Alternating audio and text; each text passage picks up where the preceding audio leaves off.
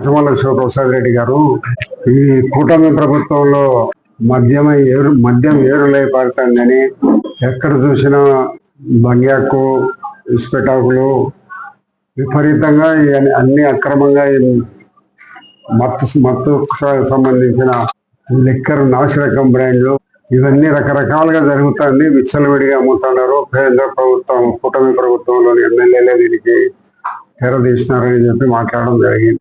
నేను చెప్తున్నాను, ఈరోజు కూటమి ప్రభుత్వంలో ఏ ఒక్క ఎమ్మెల్యే అయినా లిక్కర్ మీదకి సంబంధించిన కేసులు పెట్టినారా?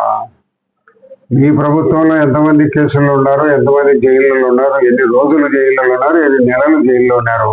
కూటమి ప్రభుత్వంలో ఎవరన్నా ఉన్నారు జైల్లో మద్యానికి సంబంధించి ఎవరన్నా? ఇప్పుడు ఒక 30-40 మంది జగన్మోహన్ రెడ్డి గవర్నమెంట్ లో ప్రముఖ నాయకులందరూ కేసుల్లో ఉన్నారు. చెవిరెడ్డి భాస్కర్ రెడ్డి కానీ లేదా ఈ ధనంజయ రెడ్డి కానీ ఇంకా కేసుల్లో ఉన్నారు. ఇంకా ఒక 12 మందికి బెయిల్ రాలే. మిథున్ రెడ్డి కానీ వీళ్ళందరూ అక్రమ మద్యం రవాణాలో వీళ్ళందరూ వందల కోట్ల రూపాయలు సంపాదించినారనే దాని మీద విచారణలో వీళ్ళందరూ విచారణ ఎదుర్కొంటున్నారు. జైళ్ళలో కూడా ఉన్నారు.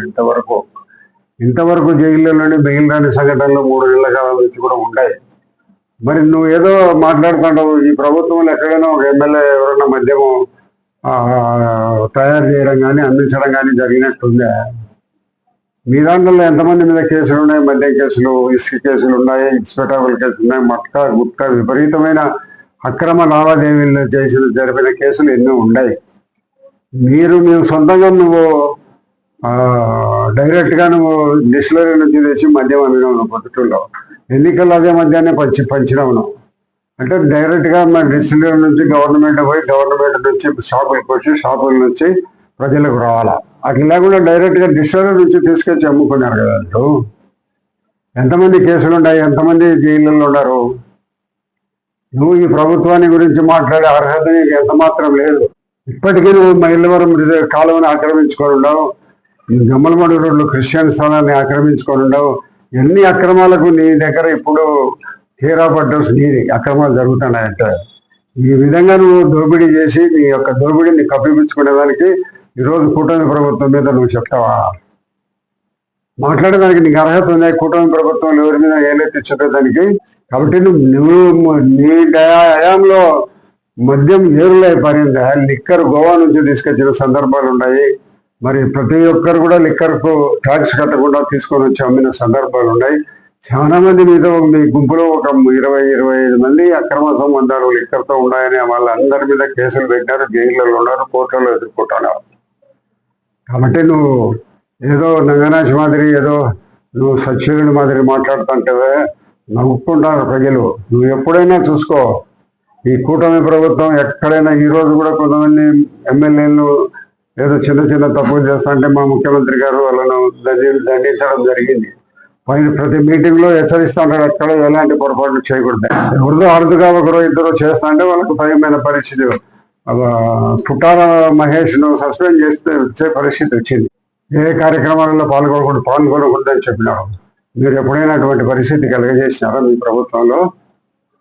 నువ్వు జగన్మోహన్ రెడ్డి గారు ఈరోజు అన్ని ప్రాంతాలలో పోయేటప్పుడు విచ్చలవిడిగా దౌర్జన్యాలు జరుగుతున్నాయి, మనుషులు చనిపోతూ ఉన్నారు. ఎక్కడంటే అక్కడ ఏదో రఫా అని కాగలు వేయడమో, వేవులు వేయడమో, కార్లు అడ్డంగా పెట్టడమో ప్రజాస్వామ్య పద్ధతులు అవన్నీ. ఈ మాదిరిగా మీరు ఏదో దౌర్జన్యంతోనే మేము మళ్ళీ అధికారానికి వస్తాడని చూస్తుంటే ప్రజలంతా ఏం ఎరువులు కాదు.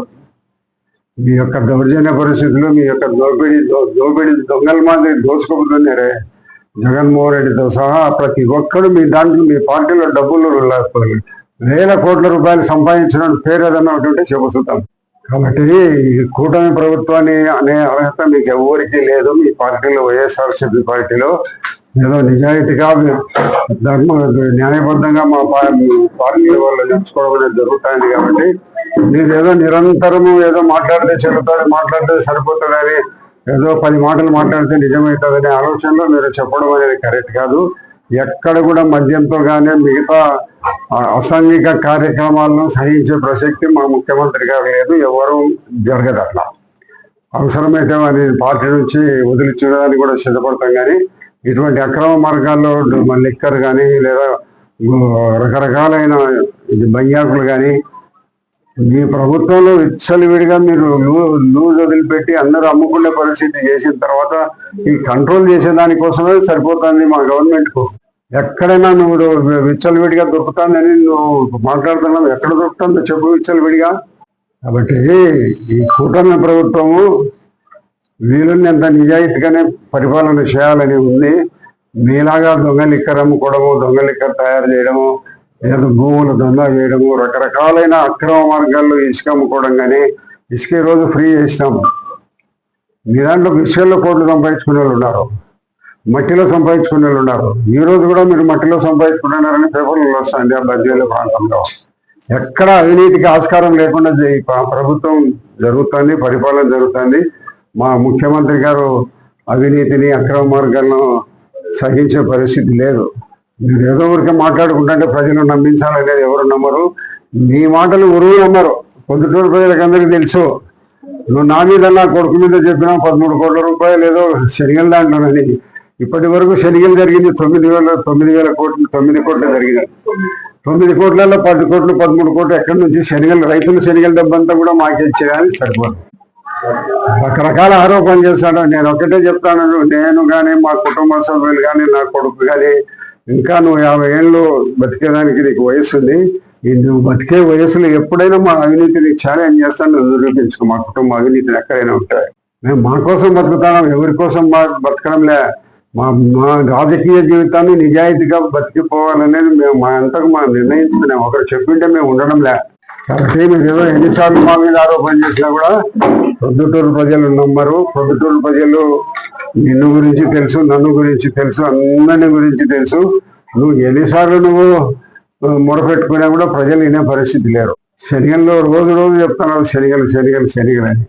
శనిగలు జరిగిందే 9 కోట్ల రూపాయలు. మాకు 10 కోట్లు, 13 కోట్లు ఎట్టు వచ్చాయి? శనిగల డబ్బు కూడా మాకేస్తారా? అట్లా అన్యాయంగా మాట్లాడిన దానివల్ల ప్రొద్దుటూరు ప్రజలు నమ్మే పరిస్థితి లేదు. మీ దాంట్లో రకరకాల కొత్త బ్రాండ్లను తీసుకొని వచ్చి అమ్మినారు, గోవా మద్యాన్ని తీసుకొని వచ్చి నమ్మినారు. మీరందరూ కూడా మద్యం వ్యాపారంలో మీరందరూ కూడా సంపాదన చేశారు. ముఖ్యమంత్రి పేషి మొత్తం, గత ముఖ్యమంత్రి జగన్మోహన్ రెడ్డి పేషి మొత్తం లిక్కర్ స్కామ్ లో ఉంది.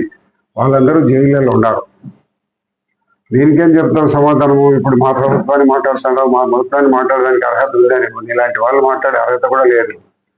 ఇందులో నిజాయితీ పరులైన ఎవరైనా కొంతమంది ఎవరైనా మాట్లాడితే మాట్లాడవచ్చు, కానీ నీకు అర్హత లేదు మాట్లాడేదానికి. ఎవరిని విమర్శించే అర్హత లేదు నీకు. ఎందుకంటే ఎన్ని దుర్గుణ లక్షణాలు, ఎన్ని దూరాలు ఉన్నాయో అన్నీ చేసినవనివి, అన్నీ నడిపినవని. కాబట్టి కూటమి ప్రభుత్వాన్ని విమర్శించే అర్హత నీకు లేదు. కాబట్టి నీ మాటను ప్రొద్దుటూరు ప్రజలు విశ్వసించే పరిస్థితి ఒక్కడు కూడా లేదు. నువ్వు ఎంత మొరపెట్టుకునే వినే పరిస్థితి లేదు.